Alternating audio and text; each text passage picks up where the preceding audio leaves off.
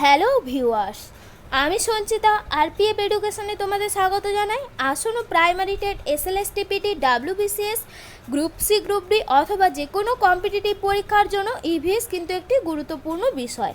আজ আমি এসেছি তোমাদের সাথে ইভিএসের কিছু প্রশ্ন নিয়ে ডিটেলসে আলোচনা করব। ভিডিওটি কিন্তু খুবই গুরুত্বপূর্ণ হতে চলেছে, তোমরা পুরো ভিডিওটি দেখো এবং পাশে থেকো। দেখো, আমি এখানে টোটাল 25টা প্রশ্ন নিয়ে নিয়েছি। প্রতিটা প্রশ্নের অপশান সহ আমি তোমাদের সাথে আলোচনা করব। তার আগে বলে রাখি, তোমরা প্রতিটা প্রশ্নের আনসার দেওয়ার জন্য 3 সেকেন্ড করে সময় নাও এবং তার মধ্যে উত্তরটা দেওয়ার চেষ্টা করো। চলো তাহলে শুরু করি। আমাদের প্রথম প্রশ্ন রয়েছে, দেখো, হিগস বোসন হলো, এখানে 4টে অপশান দেওয়া রয়েছে। একটি সিনেমার নাম, একটি গ্রহের নাম, একটি মৌলকণা, ঔষধের শ্রেণীগত নাম। তোমরা বলো এখানে কোনটা আনসার হবে। এই প্রশ্নের আনসার হয়ে যাবে অপশান সি, অর্থাৎ একটি মৌলকণা। হিগস বোসন একটি মৌলকণার নাম, মনে রাখবে। চলো যাই পরবর্তী প্রশ্নে। পরবর্তী প্রশ্ন রয়েছে, দেখো, সোনালি তরুণের দেশ কাকে বলা হয়। এখানেও 4টে অপশান রয়েছে, San Francisco, Myanmar, Rome, Italy. বলো কোনটা আনসার হবে। এই প্রশ্নের আনসার হবে অপশান এ, অর্থাৎ সান ফ্রান্সিসকো। সান ফ্রান্সিসকোকে সোনালি তরুণের দেশ বলা হয়। বোঝা গেল। চলো যাই আমরা পরবর্তী প্রশ্নতে। পরবর্তী প্রশ্ন রয়েছে, দেখো, লজ্জাবতী গাছের পাতা স্পর্শ করলে নুয়ে পড়ে, এটি উদ্ভিদের কী ধরনের চলন। এখানে 4টে অপশান রয়েছে, কেমোন্যাস্টিক, ফটোন্যাস্টিক, সিসমোন্যাস্টিক, থার্মোন্যাস্টিক। তোমরা বলো কোনটা আনসার হবে।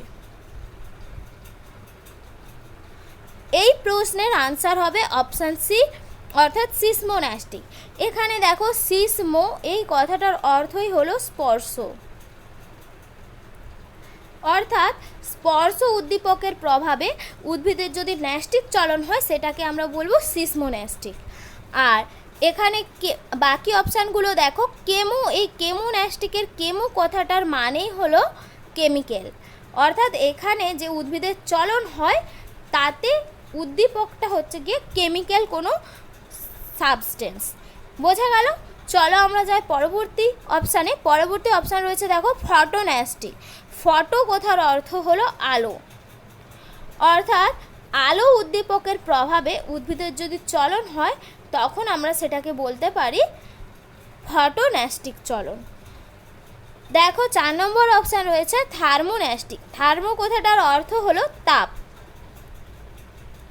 তাপ উদ্দীপকের প্রভাবে উদ্ভিদের চলন হলে সেটাকে আমরা বলবো থার্মোন্যাস্টিক। তাহলে বোঝা গেল এখানে সিসমোন্যাস্টিক, সিসমো কথাটার অর্থ হলো স্পর্শ, আর বাকি অপশানগুলো বলে দিলাম। চলো আমরা যাই পরবর্তী প্রশ্নে। পরবর্তী প্রশ্ন রয়েছে, দেখো, প্রাণী কোষের বিভাজনে যে কোষ অঙ্গাণু অংশগ্রহণ করে। এখানেও 4টে অপশান রয়েছে, মাইটোকন্ড্রিয়া, রাইবোজোম, সেন্ট্রোজোম, গলজি বস্তু। তোমরা বলো কোনটা আনসার হবে। এই প্রশ্নের আনসার হয়ে যাচ্ছে অপশান সি, অর্থাৎ সেন্ট্রোজোম। সেন্ট্রোজোম প্রাণীকোষ বিভাজনে অংশগ্রহণ করে। আরেকটা কথা মনে রাখবে, সেন্ট্রোজোম কিন্তু শুধুমাত্র প্রাণীকোষেই পাওয়া যায়, উদ্ভিদ কোষে কিন্তু সেন্ট্রোজোম পাওয়া যায় না। তাই প্রাণীকোষের বিভাজনে সেন্ট্রোজোম অংশগ্রহণ করে। বোঝা গেল। চলো আমরা যাই পরবর্তী প্রশ্ন। আমাদের পরবর্তী প্রশ্ন রয়েছে, দেখো, দুটি সমতল দর্পণের অন্তর্বর্তী কোণ 60 ডিগ্রি হলে তাদের মাঝখানে অবস্থিত বস্তুর প্রতিবিম্ব কটি গঠিত হবে। এখানে 4টে অপশান রয়েছে, 7টি, 5টি, 3টি, 8টি। বলো কোনটা আনসার হবে। এই প্রশ্নের আনসার হয়ে যাবে অপশান বি, অর্থাৎ 5টি। দেখো এখানে একটা সূত্র রয়েছে, দুটো সমতল দর্পণকে আমরা যদি থিটা কোণে আনত করি তাদের মাঝখানে যে বস্তু রয়েছে তার প্রতিবিম্বের সূত্র হলো 360 degree divided by theta -1। N সমান, এই এনটাই হচ্ছে গিয়ে প্রতিবিম্বের সংখ্যা, ঠিক আছে। তাহলে এন সমান 360 ডিগ্রি বাই থিটা -1। এই সূত্র অনুযায়ী যদি আমরা এখানে ফেলি, দেখো 360 ডিগ্রি আর এখানে থিটার মান হয়ে যাচ্ছে 60, 360 ডিগ্রি বাই 60 ডিগ্রি -1, তাহলে এখানটায় হয়ে যাচ্ছে কত, 6 - 1 সমান হয়ে যাচ্ছে 5। তাহলে বোঝা গেল এখানে। চলো আমরা যাই পরবর্তী প্রশ্নে। আমাদের পরবর্তী প্রশ্ন রয়েছে, দেখো, জলকে সুপরিবাহী করতে কি মেশাতে হয়? এখানে 4টে অপশান রয়েছে, বেনজিন, স্পিরিট, কেরোসিন, HCl। বলো কোনটা আনসার হবে? দেখো এই প্রশ্নের আনসার হয়ে যাবে অপশান ডি অর্থাৎ HCl। HCl যখন জলে মেশানো হয় এটি আর্দ্র বিশ্লেষিত হয়ে H+ আর Cl- আয়ন গঠন করে। যখনই আয়ন চলে আসে, এর মধ্যে মুক্ত ইলেকট্রন চলে আসে, তখন এটি জলকে সুপরিবাহী করে তোলে, অর্থাৎ তখন জল তড়িৎ পরিবহন করতে পারে। এমনি কিন্তু যে পিওর ওয়াটার কিন্তু সুপরিবাহী নয়, এটা মনে রাখবে। পিওর ওয়াটার সুপরিবাহী নয়। ওয়াটারের মধ্যে কোনো ইমপিউরিটিস মেশানো থাকলে বা অশুদ্ধি মেশানো থাকলে তবেই কিন্তু জল সুপরিবাহী হয়। বোঝা গেল? চলো আমরা যাই পরবর্তী প্রশ্নে। পরবর্তী প্রশ্ন রয়েছে, উদ্ভিজ্জ তেল থেকে বনস্পতি ঘি তৈরি করতে কি ব্যবহৃত হয়? এখানেও 4টে অপশান রয়েছে, অক্সিজেন, নাইট্রোজেন, হাইড্রোজেন, অ্যামোনিয়া। বলো কোনটা আনসার হবে? দেখো এই প্রশ্নের আনসার হয়ে যাবে অপশান সি অর্থাৎ হাইড্রোজেন। উদ্ভিজ্জ তেল থেকে বনস্পতি ঘি তৈরি করতে হাইড্রোজেন ব্যবহৃত করা হয়। বোঝা গেল? আমরা যাই পরবর্তী প্রশ্নে। পরবর্তী প্রশ্ন রয়েছে, দেখো বসুন্ধরা সম্মেলন অনুষ্ঠিত হয়। 4টে অপশান রয়েছে, 1792 সালে, 1892 সালে, 1992 সালে, নাকি 1990 সালে। তোমরা বলো কোনটা আনসার হবে? এই প্রশ্নের আনসার হয়ে যাবে অপশান সি অর্থাৎ 1992। 1992 খ্রিস্টাব্দে ব্রাজিলের, এটা মনে রাখবে কোথায় হয়েছিল, ব্রাজিলের রিও ডি জেনেরিও এই শহরে বসুন্ধরা সম্মেলন গঠিত হয়েছিল, আর এটা হয়েছিল 3 থেকে 14 জুন।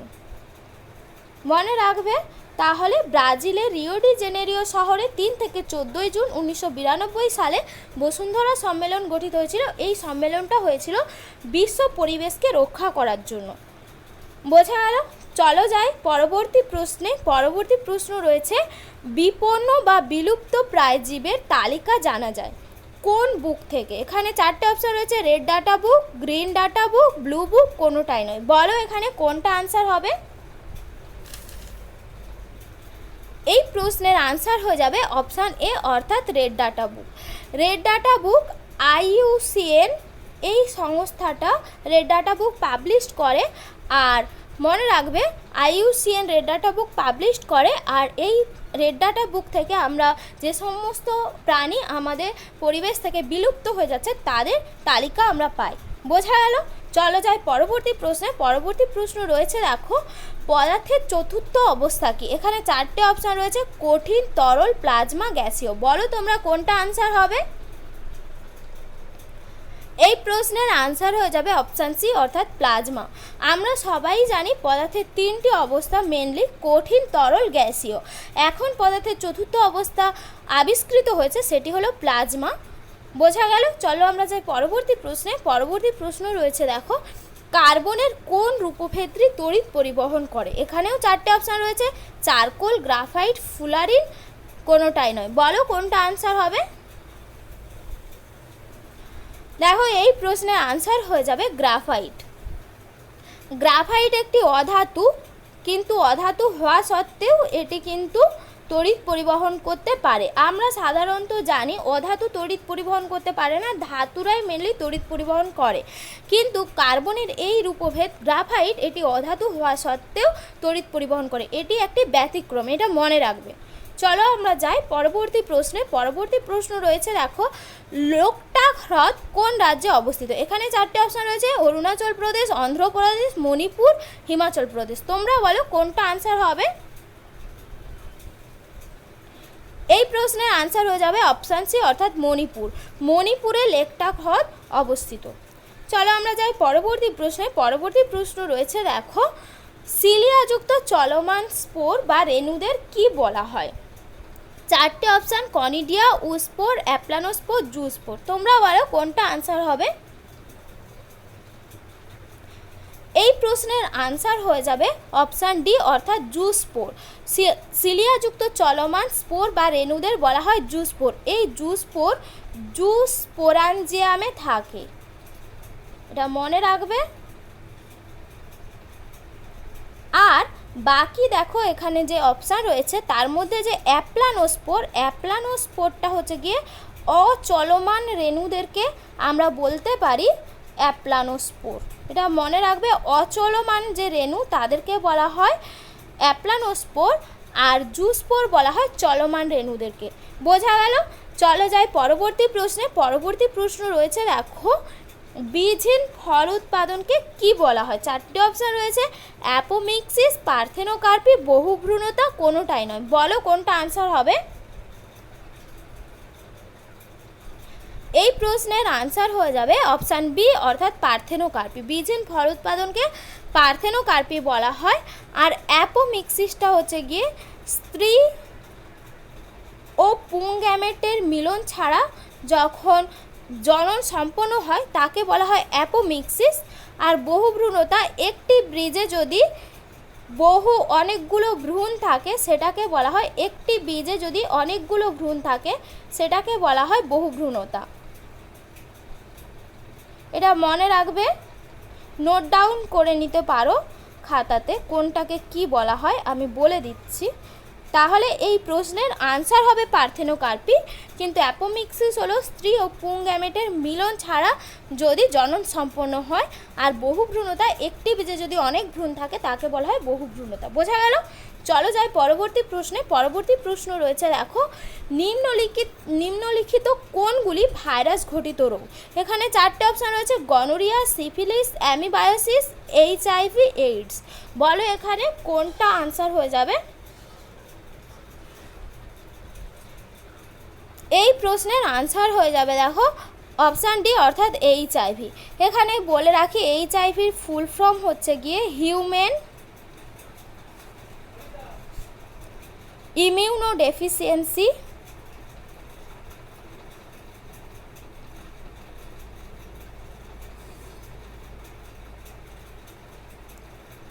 ভাইরাস।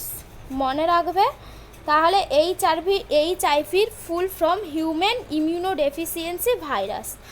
আর এইডসের ফুল ফর্ম হচ্ছে গিয়ে অ্যাকুয়ার্ড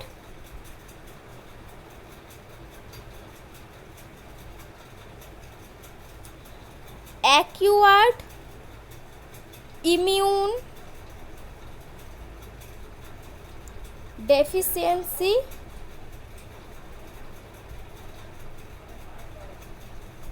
সিনড্রোম।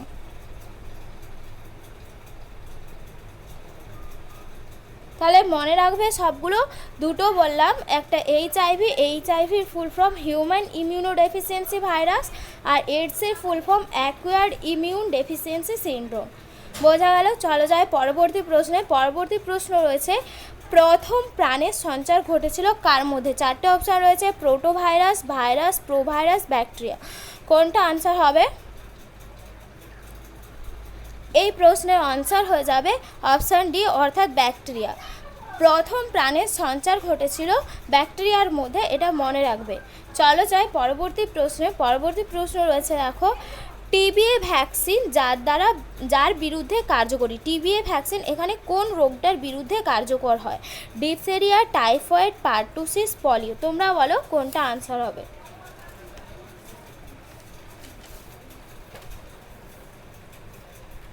দেখো এই প্রশ্নে আনসার হয়ে যাবে টাইফয়েড। টিবি ভ্যাকসিনটা টাইফয়েড রোগের বিরুদ্ধে কাজ করে। আর ডিপথেরিয়ার ভ্যাকসিন হলো গিয়ে ডিপিটি। আর পলিও রোগের ভ্যাকসিন হলো ওপিভি। মনে রাখবে। চলো যায় পরবর্তী প্রশ্নে। পরবর্তী প্রশ্ন রয়েছে, ফিউজ তার কোন কোন সংকর ধাতু দিয়ে তৈরি? এখানে চারটে অপশান রয়েছে, টিন, সীসা, তামা, টিন দস্তা, তামা দস্তা। বলো কোনটা আনসার হবে? এখানে আনসার হয়ে যাবে অপশান এ, অর্থাৎ টিন সীসা। টিনের সংকেত হচ্ছে গিয়ে এসএন আর সীসার সংকেত পিবি। এই দুটো ধাতু দিয়ে যে সংকর ধাতু তৈরি হয় সেই ধাতু দিয়ে কিন্তু ফিউজ তার তৈরি হয়। বোঝা গেল। চলো যাই পরবর্তী প্রশ্নে। পরবর্তী প্রশ্ন রয়েছে দেখো, হিমালয় পর্বতের পাদদেশ কী নামে পরিচিত? এখানেও চারটে অপশান রয়েছে, ভাবর, দিয়ারা, তরাই ও ডুয়ার্স, বাগরি। তোমরা বলো কোনটা আনসার হবে? এই প্রশ্নের আনসার হয়ে যাবে তরাই ও ডুয়ার্স। বোঝা গেল। চলো যাই পরবর্তী প্রশ্নে। পরবর্তী প্রশ্ন রয়েছে দেখো, কোন ফসলকে তৃষ্ণার্ত ফসল বলা হয়? এখানেও চারটে অপশান রয়েছে, গম, যব, ধান, তুলো। বলো কোনটা আনসার হবে? এখানে আনসার হয়ে যাবে দেখো ধান। ধানকে বলা হয় তৃষ্ণার্ত ফসল। আর এই তৃষ্ণার্ত ফসল এর ইংলিশ টার্মটা হচ্ছে কি thirsty crop, THIRSTY, thirsty crop, মনে রাখবে। আর ধানকে তৃষ্ণার্ত ফসল বলার কারণ হচ্ছে ধান চাষ করতে প্রচুর পরিমাণে জল লাগে, পর্যাপ্ত জল ছাড়া কিন্তু ধান চাষ হয় না, এই কারণে একে বলা হয় তৃষ্ণার্ত ফসল। বোঝা গেল। চলো যাই পরবর্তী প্রশ্নে। পরবর্তী প্রশ্ন রয়েছে দেখো, যে হরমোন বন্ধ্যা গরুর দুগ্ধ নিঃসরণে সাহায্য করে? এখানে চারটে অপশান রয়েছে, প্রোজেস্টেরন, রিল্যাক্সেস, স্টিলবেস্ট্রল, ইস্ট্রোজেন। বলো কোনটা অপশান হয়ে যাবে? এখানে দেখো আনসার হয়ে যাবে অপশান সি, অর্থাৎ স্টিলবেস্ট্রল। স্টিলবেস্ট্রল হরমোনের প্রভাবে বন্ধ্যা গরুর দুগ্ধ নিঃসরণ হয়। বোঝা গেল। চলো আমরা যাই পরবর্তী প্রশ্নে। পরবর্তী প্রশ্ন রয়েছে, কোন প্রাণীটি ভারতবর্ষ থেকে লুপ্ত হয়ে গেছে? এখানেও চারটে অপশান রয়েছে, চিতা, হায়না, জলহস্তী, তুষার চিতা। তোমরা বলো কোনটা আনসার হবে? দেখো এই প্রশ্নের আনসার হয়ে যাচ্ছে তুষার চিতা। তুষার চিতা ভারতবর্ষ থেকে একদম বিলুপ্ত হয়ে গেছে। চলো যাই পরবর্তী প্রশ্নে। পরবর্তী প্রশ্ন রয়েছে দেখো, পৃথিবীর জীববৈচিত্র্য সংরক্ষণের জন্য কারা বৈজ্ঞানিক পরামর্শ দেয়? এখানে সংস্থাগুলোর নাম দেওয়া আছে, হু, IUCN, ICBN, WCU and WWF। এখানে বলো কোন আনসারটা হবে?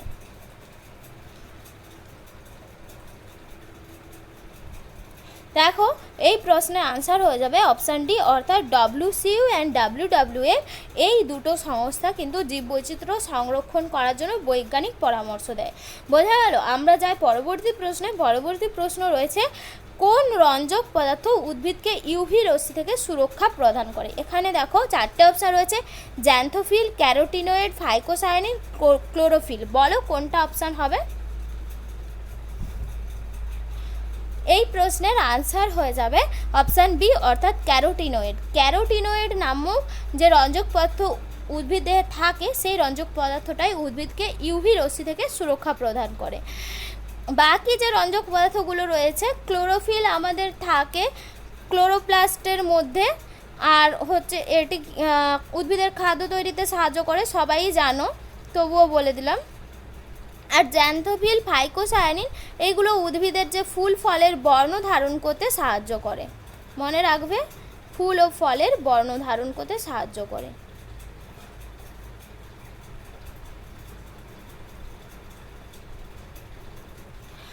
বোঝা গেল।